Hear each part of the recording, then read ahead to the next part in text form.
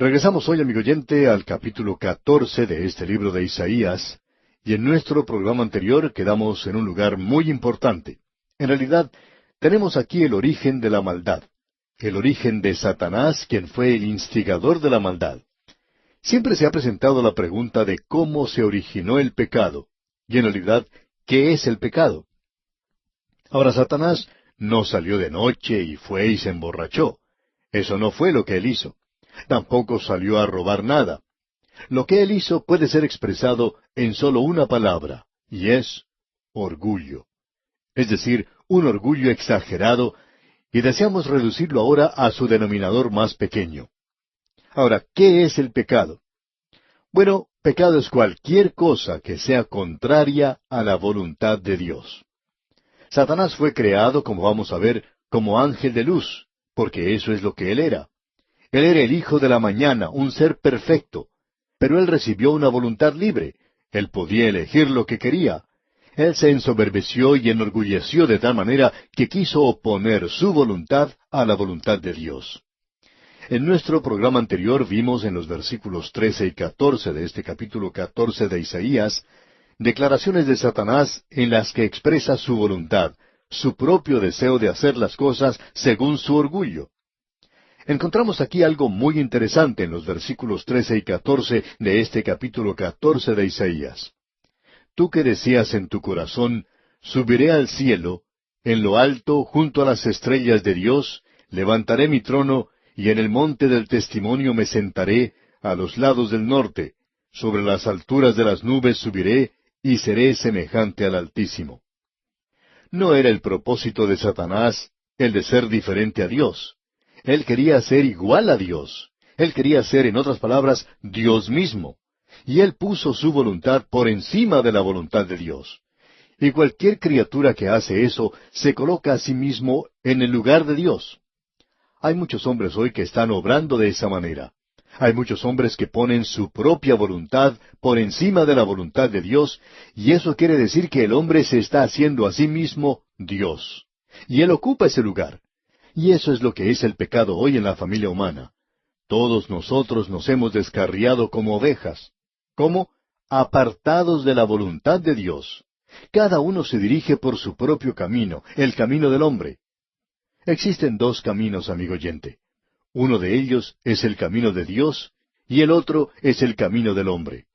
Eso fue lo que el Señor expresó cuando dijo, Yo soy el camino, nadie viene al Padre sino por mí. Ahora, amigo oyente, usted se encuentra hoy en el universo de Dios. Usted está respirando el aire de Dios y disfrutando el calor que el sol de Dios le da. Usted nunca tiene que pagar por estas cosas ni por su vida, pero Él se la da. Usted es su criatura. Usted le debe mucho a Él. Usted tiene que obedecerle.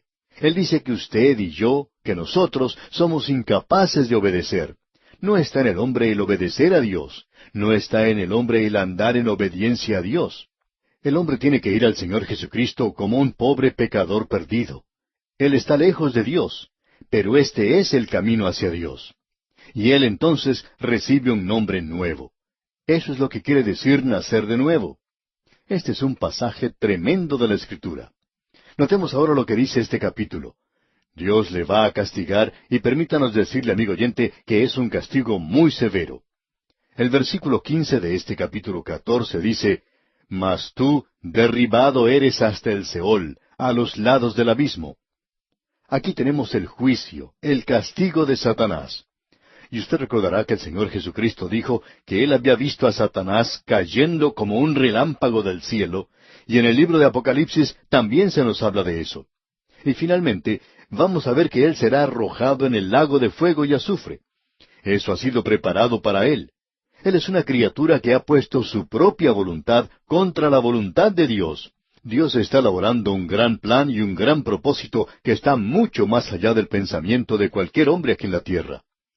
No es para que usted y yo dudemos, sino para que usted y yo confiemos en Él, porque Él está preparado para darnos misericordia, gracia y amor. Luego se nos da en este capítulo el juicio, el castigo que recibirá esta criatura. Él dice aquí que Babilonia iba a ser controlada por Satanás. Usted recordará que Satanás le ofreció al Señor Jesucristo los reinos de este mundo.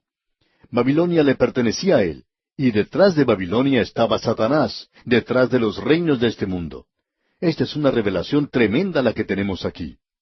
Ahora, en los versículos 22 y la primera parte del versículo 23 leemos, «Porque yo me levantaré contra ellos, dice Jehová de los ejércitos, y raeré de Babilonia el nombre y el remanente, hijo y nieto, dice Jehová, y la convertiré en posesión de erizos y en lagunas de agua». Si usted ha observado alguna vez las ruinas de Babilonia o alguna foto tomada de ese lugar, podrá apreciar que esto ha sido cumplido de una manera literal.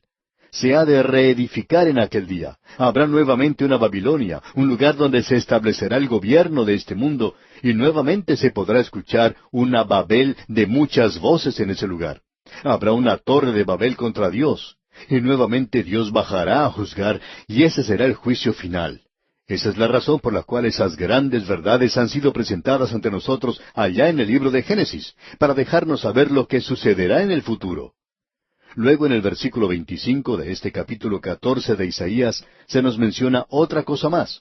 Allí dice, que quebrantaré al asirio en mi tierra, y en mis montes lo hollaré, y su yugo será apartado de ellos, y su carga será quitada de su hombro. Y este representa el rey que vendrá del norte. Consideremos ahora lo que se nos dice en el versículo 28. En el año que murió el rey Acaz, fue esta profecía. Aquí tenemos la segunda carga. Babilonia fue la primera. La segunda tuvo lugar en el año que murió el rey Acaz. Fue pronunciada a causa de la muerte del rey Acaz. Él había reinado por 16 años. Él había sido un rey muy malo, y por supuesto la gente pensaba que le seguiría otro rey malo. Pero se encontraban muy felices de haberse librado por fin de Acaz. Siempre existe una tenue posibilidad de que el próximo sea un buen rey. De paso, digamos que ellos tuvieron un buen rey. Ya veremos eso al leer más adelante en este libro de Isaías. Ahora el versículo 29 dice, «No te alegres tú, Filistea toda, por haberse quebrado la vara del que te hería, porque de la raíz de la culebra saldrá áspid, y su fruto serpiente voladora». Después del rey Acaz vinieron dos reyes que eran buenos, pero hablando francamente, los peores reyes vendrían después. Por tanto, es necesario comprender que el gobierno del hombre no va a traer ningún progreso en este mundo.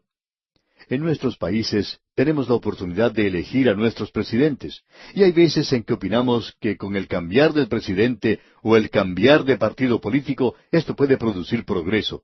Sin embargo, no es así. Y la gente en aquel día pensaban que las cosas iban a resultar bien.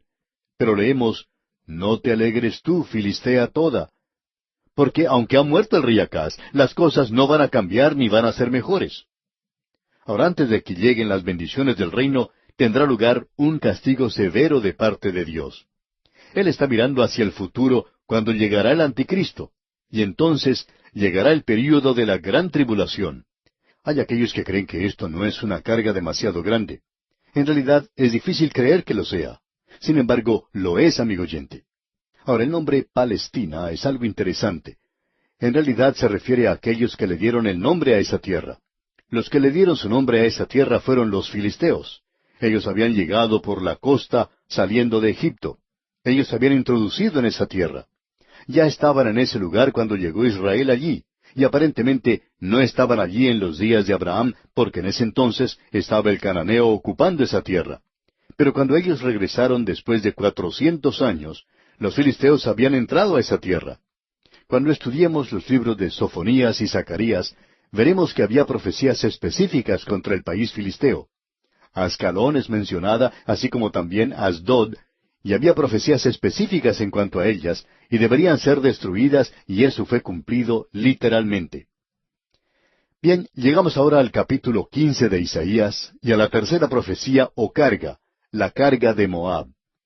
Este es un capítulo bastante breve, pero tenemos ante nosotros dos capítulos que tratan de la profecía contra Moab. Esto puede parecer muy extraño. Tenemos solamente dos capítulos sobre Babilonia, y Babilonia fue el primer gran poder mundial. A nosotros nos parece que Moab hoy es algo muy insignificante. No pensamos que ellos eran muy importantes. Pero en los días de Isaías, y en realidad en el tiempo de David, esta tierra era algo muy importante y un gran reino. Los antecedentes de Moab eran sencillamente los siguientes.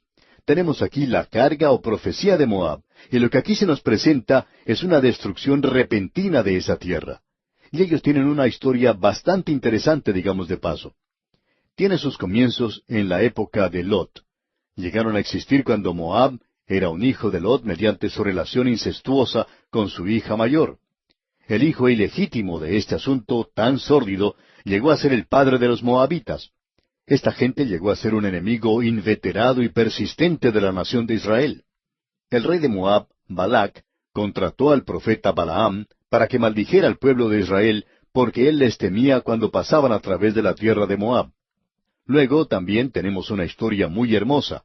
El pequeño libro de Ruth lleva el nombre de una mujer de Moab. Esa joven de Moab era una persona maravillosa en realidad. David era parte moabita porque él procedía de esa tierra ya que él descendía de Booz y Ruth. Y David llevó a su padre a Moab cuando Saúl lo estaba persiguiendo. Ellos tenían parientes en esta tierra. Y luego esta gente finalmente llegó a convertirse en enemigos del pueblo de Dios. Ahora, ¿quiénes son los moabitas modernos? La nación en sí ha desaparecido. Pero esta gente es como personas hoy que parecen ser creyentes. Son casi persuadidos a hacerlo. Tal como la historia que leemos en cuanto a Félix y Festo, y el testimonio de Pablo ante el rey Agripa, quien dijo, «Por poco me persuades a ser cristiano». Estos no estaban muy lejos del reino, pero nunca llegaron a él.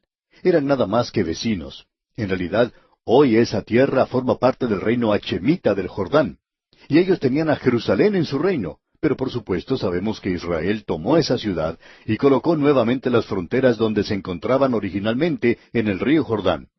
Y allí es donde están hoy. El moabita moderno se puede descubrir muy fácilmente. Se encuentra hoy en nuestras iglesias. Parece ser cristiano. De esta clase de gente nos habla el apóstol Pablo cuando él escribe que tendrán apariencia de piedad, pero negarán la eficacia de ella. A estos evita. Podemos ver eso en este capítulo y en los 2 capítulos siguientes. También encontramos que el pequeño libro de Judas describe eso.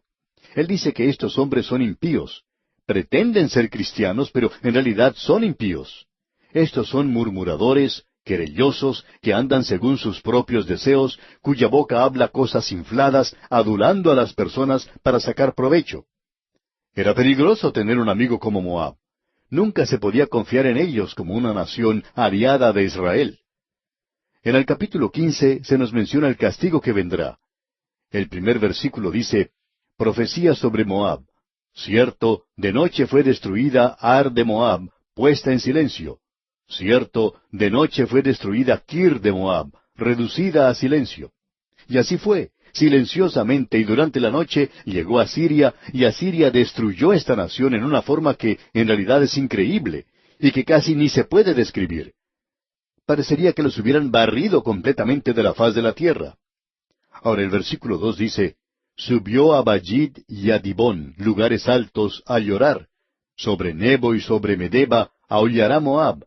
Toda cabeza de ella será rapada, y toda barba rasurada». Aquí se mencionan ciertos lugares que no son muy conocidos. Se hace referencia a lugares altos, y aparentemente aquí se encontraba el templo de Quemos, y estaba localizado en esta tierra. Y luego leemos que Moab aullará sobre Nebo. Bien, este es el monte Nebo, desde donde vino Moisés.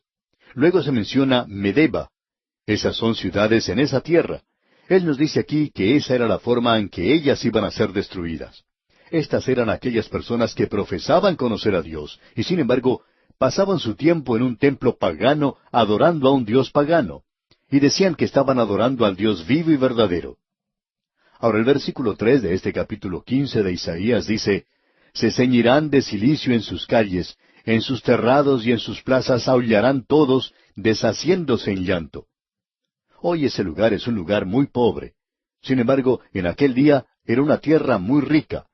Pero hoy uno puede sentir que el juicio de Dios aún se encuentra en ese lugar. El castigo fue tan serio y terrible que aún el profeta Isaías sentía en su propio ser lo que ocurría. Y el versículo 5 dice, «Mi corazón dará gritos por Moab, sus fugitivos huirán hasta Zoar como novilla de 3 años. Por la cuesta de Luhit subirán llorando y levantarán grito de quebrantamiento por el camino de Horonaim». El corazón del profeta sentía simpatía por esta gente a causa del terror que se acercaba sobre ellos. Ahora, ¿por qué peca la gente hoy? Dios aún los ama y Él puede darles su misericordia si ellos simplemente se vuelven hacia Él. Luego, en este capítulo, sigue una descripción bastante detallada de todo esto, y este es el juicio que le ha llegado a esa nación. Y ha sido cumplido literalmente. Continuamos con esta profecía o carga en el capítulo 16. Y aquí tenemos la apertura final de misericordia que se ofrece a Moab al observar el profeta hacia el milenio. Y el primer versículo del capítulo 16 dice, Enviad cordero al Señor de la tierra, desde Sela del desierto al monte de la hija de Sión. Ese cordero debe ser enviado para un sacrificio sobre el altar en Israel, y el cordero, digamos de paso, nos habla del Cordero de Dios que quita el pecado del mundo. Por tanto, ellos tenían que reconocer al Dios de Israel. Sin embargo, ellos no hicieron eso. Y en el versículo 2 de este capítulo 16 leemos, Y cual ave espantada que huye de su nido, así serán las hijas de Moab en los vados de Arnón. Ese río es un río muy pequeño, pero aún así ellos no lo pudieron cruzar cuando trataban de escapar de los asirios. Y el enemigo los alcanzó allí. Luego el profeta mira hacia el futuro y usted puede apreciar los últimos días que tenemos ante nosotros. Y el versículo 5 dice, Y se dispondrá el trono en misericordia, y sobre él se sentará firmemente en el tabernáculo de David. Ahora Jacobo menciona esto en el capítulo 15 de los Hechos de los Apóstoles, donde leemos, Después de esto volveré y reedificaré el tabernáculo de David, que está caído, y repararé sus ruinas, y lo volveré a levantar. De eso es que Isaías nos está hablando. Hace un momento hablábamos de que el orgullo fue la causa de su caída. Y en el versículo 6 de este capítulo 16 de Isaías leemos, Hemos oído la soberbia de Moab, muy grandes son su soberbia, su arrogancia y su altivez, pero sus mentiras no serán firmes. Usted puede apreciar, amigo oyente, que ellos estaban confiando en su propia justicia, confiaban en sí mismos. Sin embargo, se engañaban a sí mismos. ¿Y cuántas personas en la iglesia hoy ni siquiera saben lo que es acudir al Señor Jesucristo como un pecador perdido y ser salvo? Veamos ahora lo que nos dicen los versículos 13 y 14 de este capítulo 16 de Isaías. Esta es la palabra que pronunció Jehová sobre Moab desde aquel tiempo, pero ahora Jehová ha hablado diciendo, Dentro de 3 años, como los años de un jornalero, será abatida la gloria de Moab con toda su gran multitud, y los sobrevivientes serán pocos, pequeños y débiles. Cuando Dios trata con las naciones que están en Israel, Dios usa un calendario, pero nunca lo hace con la iglesia. Aquí Él dice que Moab iba a ser destruida dentro de 3 años. Y bien, sucedió que fueron destruidos por los asirios en ese plazo de 3 años. Todo eso sucedió. Bien, amigo oyente, vamos a dejar aquí por hoy, y Dios mediante continuaremos en nuestro próximo programa, cuando comenzaremos a considerar el capítulo 17 de Isaías. Como es nuestra costumbre, le sugerimos leer este capítulo 17, de tal forma que esté así preparado para nuestro siguiente programa, y pueda sacar el mayor provecho posible de él. En nuestro programa anterior, amigo oyente, comenzamos un estudio de Moab en el capítulo 15 de Isaías. Ahora nos encontramos en una sección donde existen ciertas cargas o juicios, y aquí se menciona los juicios de Dios sobre 11 naciones que en aquel día se encontraban al lado de la nación de Israel, o que de alguna forma tenían un contacto directo con esa nación. La razón por la cual Dios juzgó a cada nación se presenta de una forma muy directa. Vimos eso cuando comenzamos ese capítulo acerca de Moab. La razón dada allí era el orgullo. Y cuando leímos el capítulo 16, encontramos que la primera cosa que se le pide a Moab que haga, ya que este pueblo estaba subyugado por Israel, era que enviara un cordero al Señor de la tierra desde Sela del desierto. Ahora Sela era la ciudad de Petra, desde Sela del desierto al monte de la hija de Sión, dice.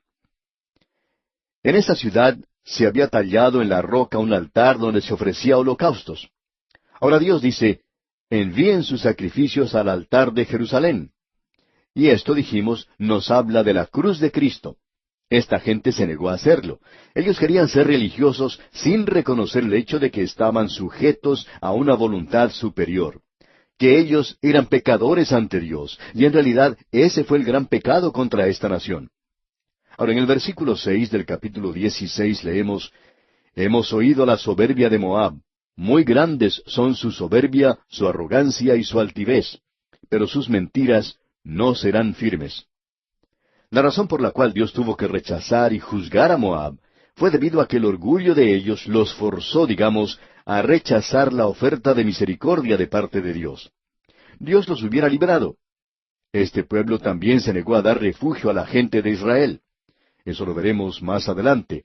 Ellos se pusieron a un lado, por así decirlo, fueron juzgados porque en lugar de proteger a sus vecinos y ayudarles, ellos en realidad no dejaban que los fugitivos llegaran a su tierra y se ocultaran. En lugar de ocultarlos, ellos los señalaban. Primero lo hicieron para con los de Asiria, y luego con los de Babilonia, para que ellos los pudieran tomar prisioneros. Esta fue otra de las cosas que trajo juicio contra ellos. Y nuevamente deseamos hacer una aplicación, y el juicio llegó a ellos, como leemos en el versículo 14 del capítulo 16. Pero ahora Jehová ha hablado, diciendo, Dentro de 3 años, como los años de un jornalero, será abatida la gloria de Moab con toda su gran multitud, y los sobrevivientes serán pocos, pequeños y débiles. Aquí se nos muestra que el castigo ya estaba señalado para esta nación. Asiria destruyó a esa nación, y ese fue el cumplimiento del juicio de Dios contra ellos. ¿Por qué? Porque ese fue el gran pecado que causó que Lucifer, el hijo de la mañana, se llenara de orgullo, y él quería elevar su trono más allá del trono de Dios. Quería ser independiente de Dios, y eso era lo que él estaba buscando. Él quería establecer su propio reino, y nadie dependería de Dios en ese reino. Esa es la posición que toma el liberalismo hoy. Aquellas personas que rechazan la palabra de Dios, aquellos que rechazan su revelación. Básicamente, lo que causa que ellos hagan esto es el orgullo, eso que está en todos nuestros corazones. Nos gusta hacer las cosas por nosotros mismos, y a la mayoría de la gente le gustaría tener una religión así. Les gusta hacer esa clase de cosas. Ellos prefieren hacerlo por sí mismos. Quieren hacer algo para ser salvos. Eso es algo que satisface nuestro orgullo, como bien podemos apreciar. Y en el día de hoy existen tantos miembros en las iglesias que son en realidad hipócritas. Muchos de ellos son egoístas. Y en realidad hay muchos miembros de iglesias que están contra Dios. Y todo esto se basa en el orgullo del corazón humano. Cada uno se ha apartado por su propio camino. Queremos hacerlo de nuestra forma, a nuestra propia manera. Ahora el castigo se cumplió contra Moab, una nación que en el día de hoy ha sido olvidada completamente. Ha llegado a ser muy insignificante. Pero esto, amigo oyente, tiene un mensaje para nosotros. Y llegamos ahora al capítulo 17 de Isaías. Y aquí encontramos la cuarta carga o profecía. La cuarta carga es la profecía sobre Damasco. Damasco era la capital de Siria, y podemos decir de paso que aún lo es en el día de hoy. Aquí encontramos en realidad la carga de Damasco y la de Efraín en el futuro inmediato, y también en un futuro más alejado. Lo que tenemos aquí es a la nación de Siria y al reino del norte de Israel. Y en esta época ellos habían hecho una alianza entre sí. Esas dos naciones se habían aliado y a menudo bajaban juntas contra el reino de Judá. Y Damasco era la ciudad principal de Siria. Ahora, en el primer versículo de este capítulo 17 leemos, Profecía sobre Damasco. He aquí que Damasco dejará de ser ciudad y será montón de ruinas. Damasco y sus aliados, Efraín, los cuales forman una de las 10 tribus del norte, y esto es algo a lo cual debemos prestar atención por un momento. Damasco, como dijimos, era la capital de Siria como lo es en el día de hoy. Ha sido llamada hoy la ciudad más antigua del mundo. Creemos que uno puede visitar varios lugares que dicen lo mismo. Uno puede ir a Grecia, más allá de Corinto, y encontrar ciudades que dicen ser parte de la civilización nigea, la que en realidad fue el comienzo de la civilización griega, y la gente de allí dice que ese es el lugar más antiguo. No hay mucho por esos lugares en el día de hoy para llamarla una ciudad o un pueblo. Todo lo que existe en ese lugar es un buen restaurante griego y eso es todo. Cuando uno viaja a Jericó, en el camino puede encontrar un cartel que indica la distancia hasta la ciudad de Jericó, y debajo dice que esa es la ciudad más antigua. Así es que creemos que cada nación puede tener, o por lo menos decir que tiene, la ciudad más antigua. Damasco, pues, puede reclamar eso para sí.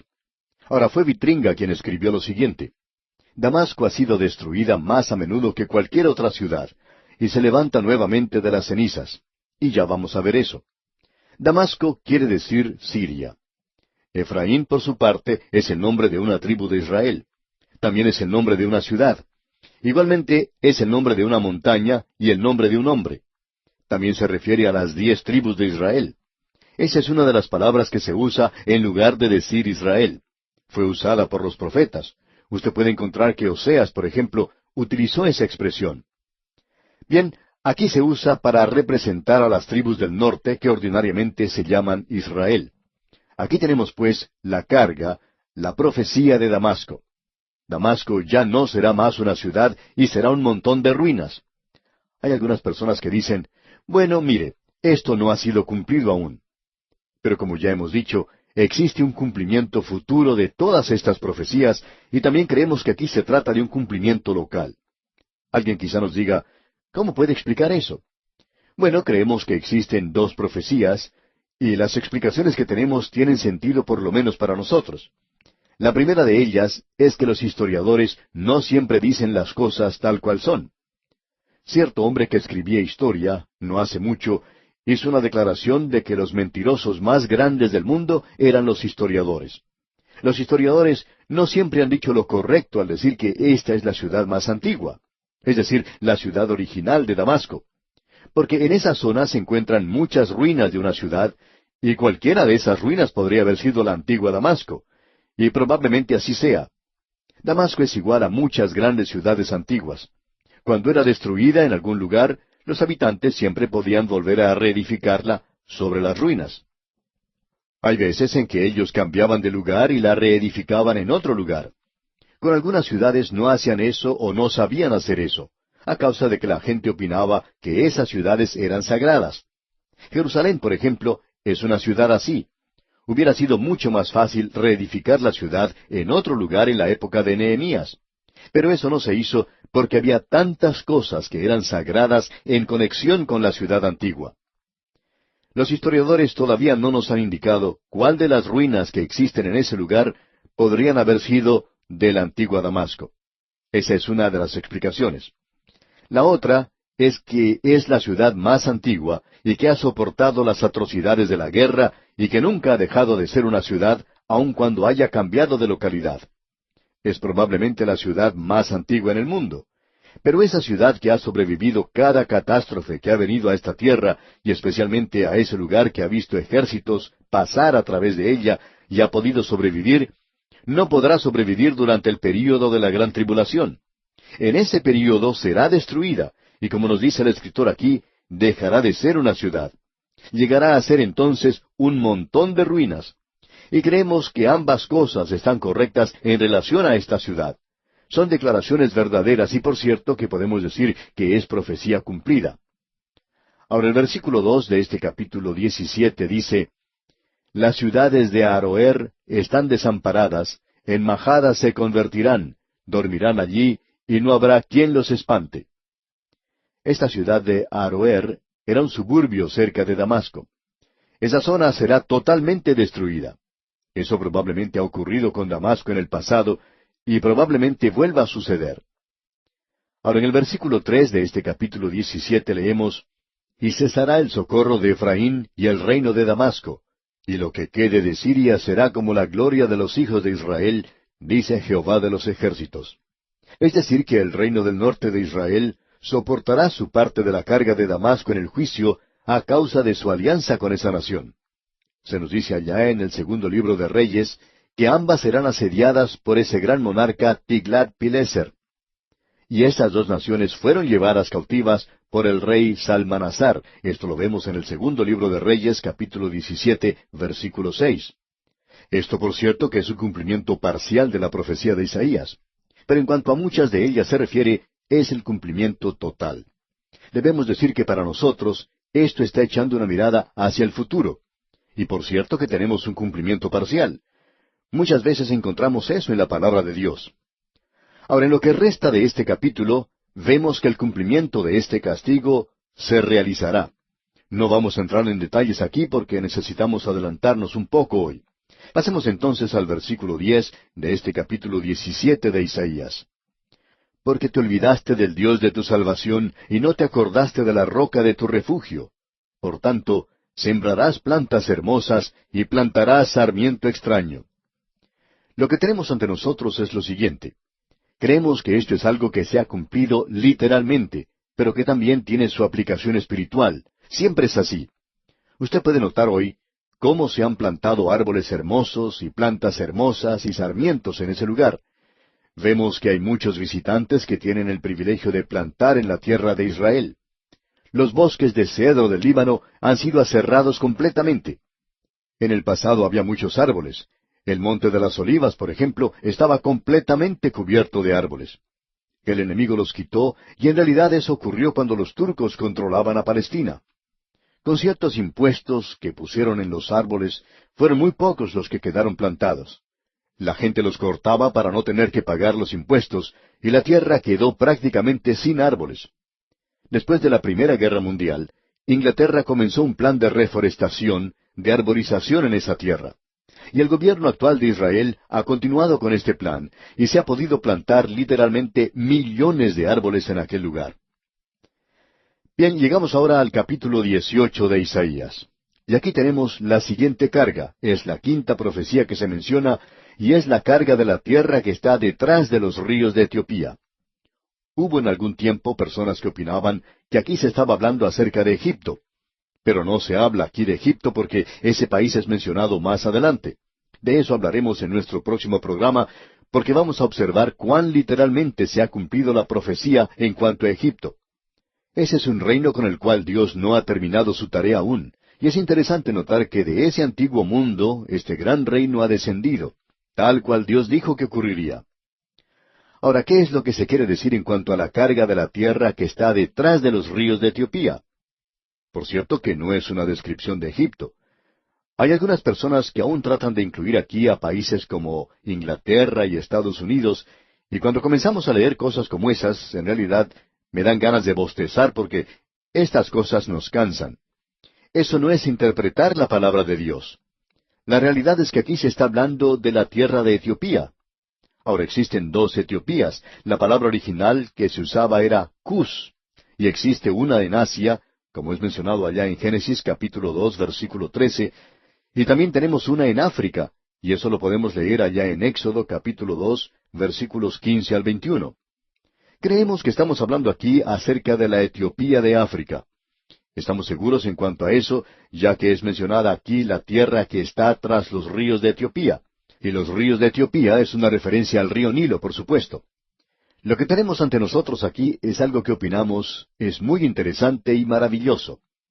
Tenemos en el primer versículo el llamado de atención de Dios al mundo en cuanto a Etiopía. Allí dice, «Ay de la tierra que hace sombra con las alas, que está tras los ríos de Etiopía». Ahora la palabra «ay» aquí es una palabra desafortunada, porque es la misma palabra que se utiliza allá en Isaías capítulo 1, versículo 4, que comienza diciendo, «Oh gente pecadora, pueblo cargado de maldad». Es como una expresión de pena, un suspiro, una interjección. Se podría decir, «Oh tierra que hace sombras con las alas, escúchame». Así debería haber sido. Y tampoco se debía haber dicho que hace sombra con las alas. Hubiera sido mejor haber traducido esto como el susurro de alas, ese rozamiento que hacen las alas en vuelo. Y eso es algo bastante interesante. Un misionero que vivió en ese lugar por muchos años indicó que Etiopía es conocida, se destaca como una tierra donde hay muchas aves. Es llamada la tierra de las alas. Es algo que en realidad identifica a este lugar. Ahora notemos lo que dice el versículo 2 de este capítulo 18 de Isaías. Que envía mensajeros por el mar y en naves de junco sobre las aguas. Andad mensajeros veloces a la nación de elevada estatura y tez brillante, al pueblo temible desde su principio y después, gente fuerte y conquistadora, cuya tierra es surcada por ríos. Ahora, naves de junco no caracterizarían en el día de hoy a ninguna nación moderna. Uno no podría identificar eso con Inglaterra o con los Estados Unidos, como algunos tratan de hacerlo, porque esas naciones simplemente no usan eso. La nación que se menciona aquí, por cierto, que es Etiopía. Ahora, en el versículo 3 leemos, Vosotros todos los moradores del mundo y habitantes de la tierra, cuando se levante bandera en los montes, mirad, y cuando se toque trompeta, escuchad. Hay muchos estudiantes de la Biblia que opinan que esta bandera o emblema se refiere al arca del tabernáculo que se encontró más adelante en el templo y que durante la época de la destrucción de Jerusalén por parte del rey Nabucodonosor, antes de que eso ocurriese, se había transferido a Etiopía. Se nos dice que existe una iglesia en ese lugar que dice que se encuentra en esa iglesia. Bien, no sabemos eso, no podríamos probar nada en cuanto a eso. Pero un emblema, una bandera, saldrá de esa tierra.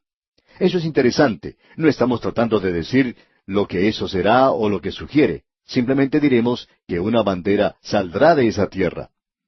Ahora el versículo 7 dice, En aquel tiempo será traída ofrenda a Jehová de los ejércitos, del pueblo de elevada estatura y tez brillante, del pueblo temible desde su principio y después, gente fuerte y conquistadora, cuya tierra es surcada por ríos, al lugar del nombre de Jehová de los ejércitos, al monte de Sión.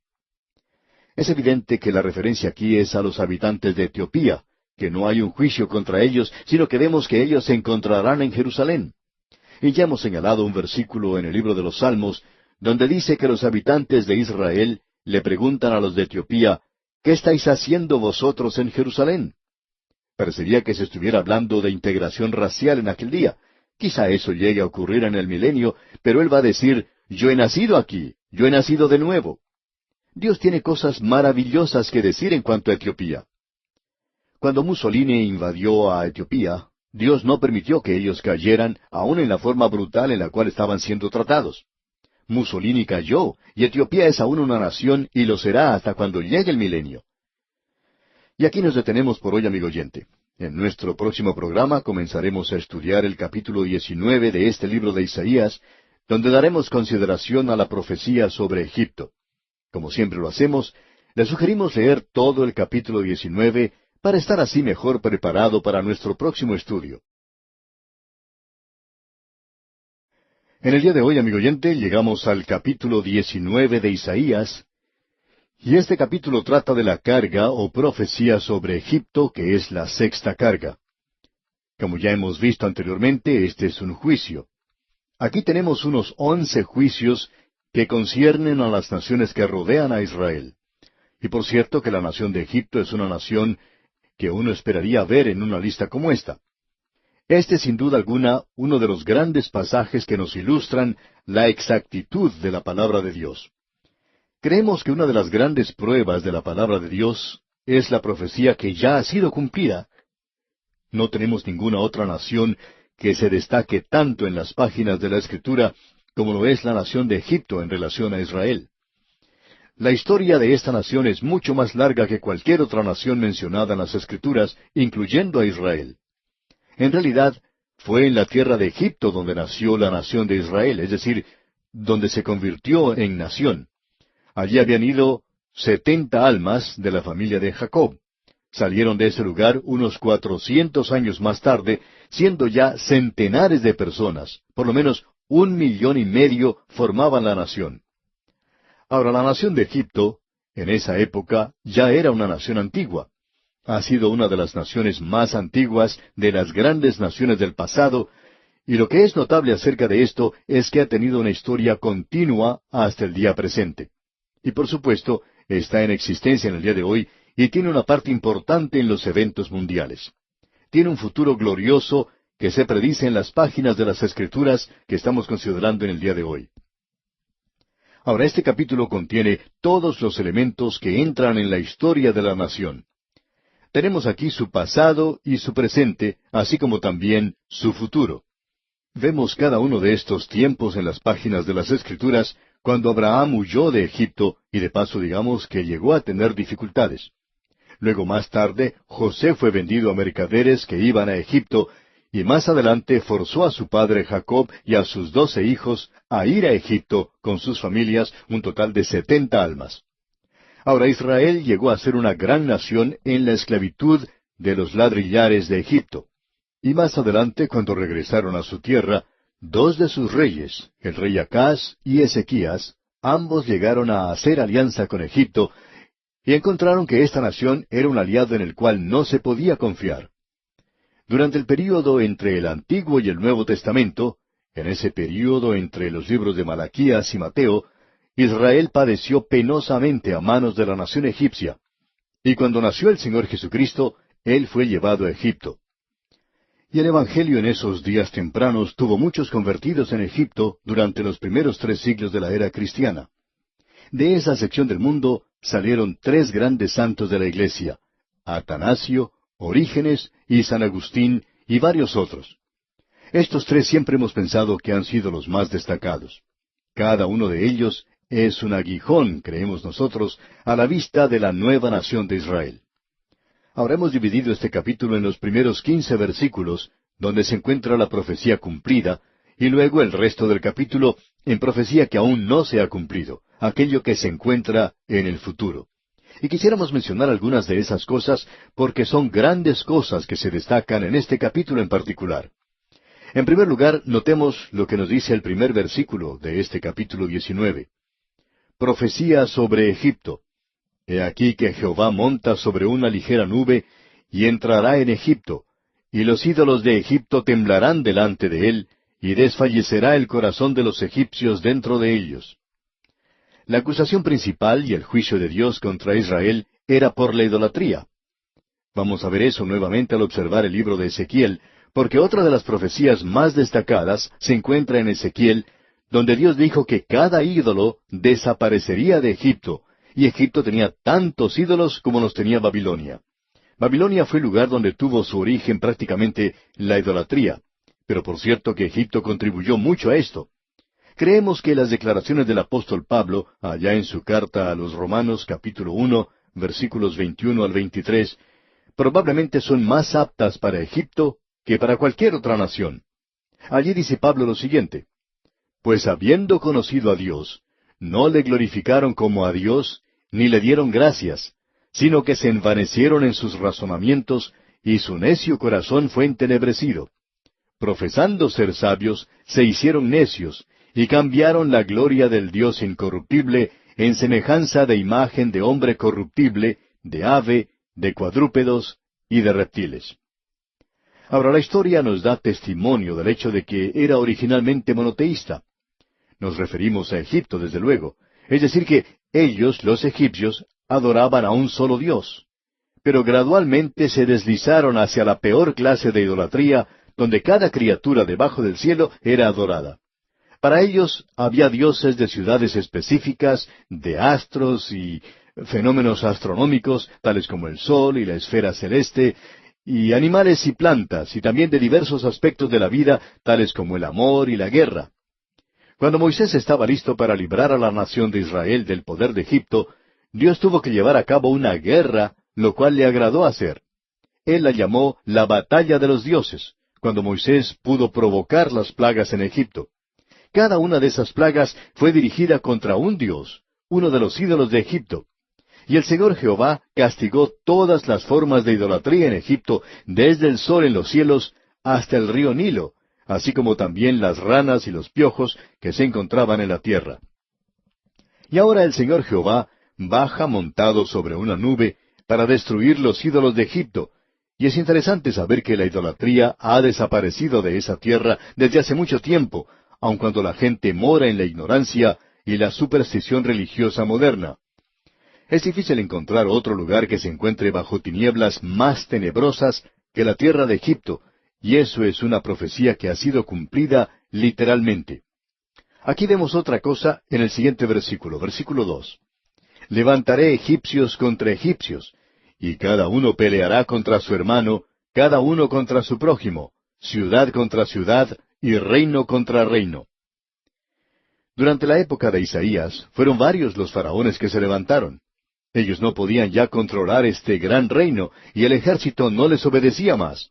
La gente ya no los respetaba, y eso causó que se establecieran ciudades y estados que se gobernaban a sí mismos por un período de tiempo.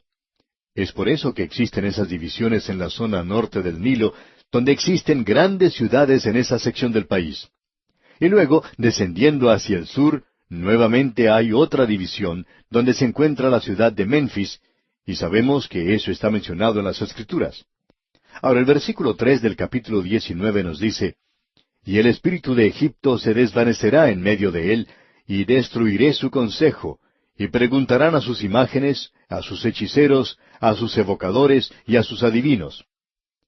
Esta nación tan orgullosa tenía una civilización muy avanzada, por cierto, y probablemente no existe ninguna otra nación debajo del sol hoy que no le deba mucho a esta gran civilización de Egipto. Ahora esta gente se había volcado a adorar ídolos, y luego finalmente en su desesperación buscaban los espíritus.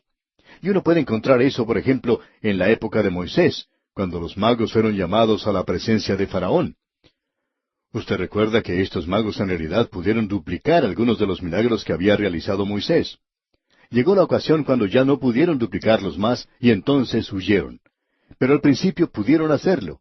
Y eso nos revela el hecho de que muy a menudo ellos no eran falsos, sino que en realidad algunos tenían poderes satánicos.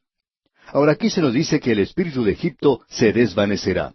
Y el versículo 4 dice, y entregaré a Egipto en manos de señor duro, y rey violento se enseñoreará de ellos, dice el Señor Jehová de los ejércitos. Este señor enérgico es uno que se menciona específicamente en la historia como Samético, quien llegó al poder en el siglo IX a.C. Pero también se presentaron los turcos otomanos, y luego llegaron también los reyes Ixos, que provenían del desierto. Estos eran nómadas, príncipes beduinos, y por una época gobernaban a Egipto. Eso fue en realidad un período anterior a Isaías. Fue cuando José se encontraba en Egipto y los reyes egipcios se encontraban en el poder. Así es que Egipto ha tenido esta experiencia y todo eso se ha cumplido literalmente. Ahora el versículo 5 dice, y las aguas del mar faltarán y el río se agotará y secará. Estas son profecías específicas que son bastante destacadas. Cuando en este versículo se dice aguas del mar, es en referencia al río Nilo, porque esa es la principal arteria fluvial de la nación y era un cuerpo de agua muy grande. Es por esa razón que aquí se lo menciona como un mar. Los ríos mencionados aquí eran canales que habían sido construidos especialmente alrededor de la boca del río.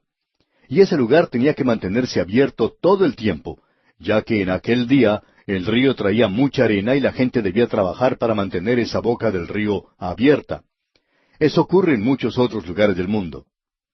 Ahora el versículo 6 de este capítulo 19 de Isaías dice, y se alejarán los ríos, se agotarán y secarán las corrientes de los fosos, la caña y el carrizo serán cortados. Estas corrientes de los pozos indican que eran lugares de defensa. Esto es algo que es interesante. Aún hoy estas salidas al mar, estos canales que antes eran lugares maravillosos, no tienen ninguna clase de vegetación. Antes eran como el jardín del Edén, pero no es así en el día de hoy. Ahora, los que han visitado la tierra de Egipto se sorprenden al notar las maravillas que se han logrado por medio de la irrigación, y luego uno encuentra que nada está creciendo a orillas del río Nilo. No existen bosques por allí, tampoco hay otras cosas como la clase de vegetación que uno espera al lado de un río. Escucha ahora lo que Dios dice específicamente aquí en el versículo 7. La pradera de junto al río, de junto a la ribera del río, y toda sementera del río, se secarán, se perderán, y no serán más. Junto al río crecían las plantas de papiro, y en esa época esta era una gran industria. En realidad, Egipto se convirtió en una nación rica a causa del papiro que se utilizaba como material para escribir por parte del hombre. Antes de eso se utilizaban esas tabletas de barro. Los fenicios fueron los que esparcieron esto a través de todo el mundo conocido, es decir, el mundo alrededor del Mediterráneo, el mundo civilizado. Y como decíamos, el papiro era una planta que crecía al margen del río Nilo. Ya no existe en esa zona en el día de hoy. Ha desaparecido. Si usted visita el museo que se encuentra en esa zona, podrá notar que se ha preparado un lugar allí, una fuente, donde crecen algunas plantas de papiro. Y también los puede observar en algunos hogares de personas adineradas. Uno encuentra muchos lugares donde la gente misma ha plantado esta planta de papiro. En el día de hoy es una planta de lujo, ya no es más esa planta común que crecía a la orilla del río Nilo en aquellos días. Dios dijo que no sería más, y así ocurrió.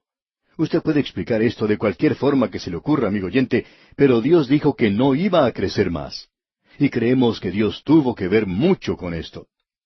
Ahora el versículo 8 dice, los pescadores también se entristecerán. Harán duelo todos los que echan anzuelo en el río, y desfallecerán los que extienden red sobre las aguas. Otra de las grandes industrias de Egipto era la pesca. Cuando el pueblo de Israel salió de Egipto, extrañaron los peces cuando habían entrado al desierto. También les hizo falta el puerro, las cebollas y el ajo. Ellos querían comer pescado. Y Dios les dio carne para comer. Usted recordará que Él les dio codornices. Y hablando honradamente, a ellos no les interesaba mucho esa clase de comida. Preferían comer el pescado de Egipto. Bueno, eso ha desaparecido ahora.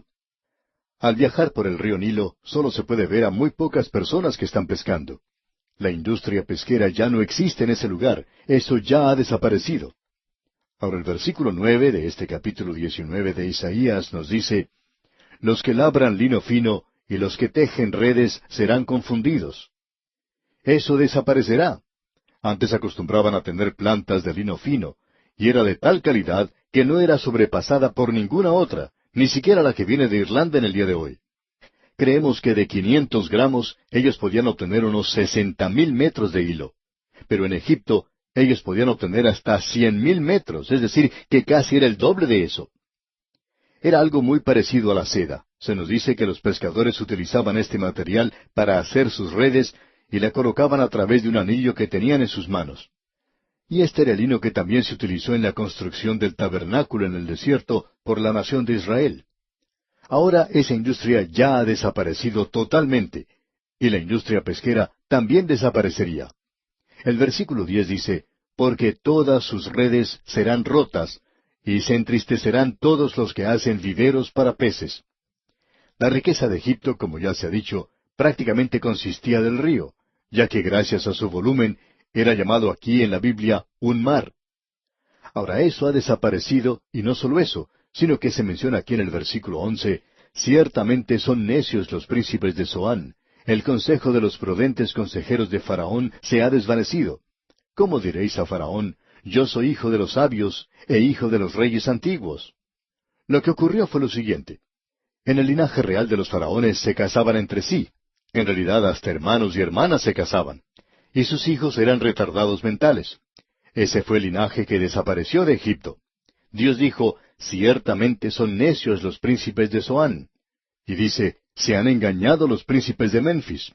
También habían engañado o seducido a Egipto, y usted conoce la historia de Cleopatra, aun cuando ella era griega y no pertenecía en realidad a Egipto, sin embargo, ella llegó al poder más adelante. Ahora, en el versículo 15 de este capítulo 19 de Isaías leemos, y no aprovechará Egipto cosa que haga la cabeza o la cola, la rama o el junco. Ahora iba a ocurrir el fracaso de la religión falsa, el fracaso de los recursos materiales, el fracaso del poder mental y espiritual. Todo eso desaparecería. Ahora ha desaparecido, y vamos a ver en otra profecía más adelante que Egipto llegaría a ser un reino envilecido. Todo lo que uno tiene que hacer es ir a la ciudad de El Cairo, por ejemplo, para poder apreciar esto. Se nos presenta ahora un cuadro en el versículo 16 que nos dice, en aquel día los egipcios serán como mujeres, porque se asombrarán y temerán en la presencia de la mano alta de Jehová de los ejércitos, que Él levantará contra ellos. Ya hemos apreciado que Isaías utilizaba esta expresión de en aquel día, y que es algo que tiene su mirada puesta en el futuro. En aquel día los egipcios serán como mujeres, tendrán temor, y esa será su condición cuando entren al período de la gran tribulación. Y el versículo 17, en su primera parte, dice, y la tierra de Judá será de espanto a Egipto. Ahora alguien quizá puede tratar de decir que eso está siendo cumplido en el día de hoy. Pero no creemos que podamos decir eso, aunque en el Museo de El Cairo se puede ver que hay bolsas de arena para proteger todo contra ataques y bombas. Sin embargo, no existen los requisitos de cumplimiento en lo que vemos hoy. Y el versículo 17, en su segunda parte, continúa, todo hombre que de ella se acordare, temerá por causa del consejo que Jehová de los ejércitos acordó sobre él. Ahora, ¿cuándo ocurrirá eso? Bueno, en el versículo 19 y la primera parte del versículo 20 leemos, en aquel tiempo habrá altar para Jehová en medio de la tierra de Egipto, y monumento a Jehová junto a su frontera, y será por señal y por testimonio a Jehová de los ejércitos en la tierra de Egipto. Ahora hay personas que interpretan esto de un altar para Jehová como que son las pirámides de Egipto. Bueno, la pirámide no es un altar, tampoco es un monumento. Es un mausoleo gigantesco para sepultar a los reyes y a su reina. Y eso es todo lo que es. ¿Cuál será, pues, la señal? ¿Cuál será el emblema? Bueno, no es otra cosa sino la cruz de Cristo. Y en el versículo 22 de este capítulo 19 leemos, «Y herirá Jehová a Egipto, herirá y sanará, y se convertirán a Jehová, y les será clemente y los sanará». Egipto tiene un futuro glorioso, y esa nación entrará y disfrutará del reino de Israel. No parece que esto fuera así en el presente, ¿verdad? Solo Dios puede hacer eso. Y en el versículo 24 leemos, «En aquel tiempo Israel será tercero con Egipto y con Asiria para bendición en medio de la tierra». Asiria será restaurada. Este es un gran pasaje de las Escrituras. Llegamos ahora al capítulo 20 de Isaías, el cual es una continuación de la carga o profecía de Egipto, y el pensamiento principal aquí es que en 3 años esta tierra será invadida. Leamos el primer versículo del capítulo 20. «En el año que vino el Tartán a Asdod, cuando lo envió Sargón, rey de Asiria, y peleó contra Asdod y la tomó». Ahora Tartán era un general en el ejército asirio. Él es mencionado en el segundo libro de Reyes, capítulo 18, versículo 17. Asdod era una ciudad en Samaria, en las 10 tribus del norte. También debemos decir que Sargón fue el que sucedió en el trono a Salmanasar. Eso es mencionado allá en el segundo libro de Reyes, capítulo 17, versículo 3. Por años, la historia secular no podía encontrar a Sargón, y había historiadores que si uno estudia lo que dijeron hace 100 años, vería que ellos decían que Sargón nunca había vivido. Ellos no lo podían encontrar, pero lo han hallado ahora. Los arqueólogos lo han hallado en piedras y tabletas de barro en las cuales se habla de la historia de este rey. Esto es algo muy sorprendente, digamos de paso. Lo interesante de notar aquí es que todo esto ocurriría en el plazo de 3 años. Isaías tenía que caminar a través de Israel para dejarles saber a ellos lo que ocurriría a Egipto. Y mientras él andaba, según se nos dice aquí, desnudo y descalzo, él sería una señal y pronóstico para la gente que aun cuando se había establecido un futuro glorioso para Egipto, aún así ellos debían ser juzgados. Y se nos dice aquí que esto iba a tener lugar en 3 años. Cuán destacada es esta declaración que tenemos ante nosotros concerniente a este pueblo de este particular pasaje de las Escrituras. Esto es algo que realmente nos llama mucho la atención. Se nos dice que Asiria sería la nación que haría eso. Y Asiria tomó a Egipto, y más adelante lo hizo también Babilonia. Bien, dejaremos esto aquí por ahora y continuaremos nuestro estudio, Dios mediante, en nuestro próximo programa en el capítulo 21.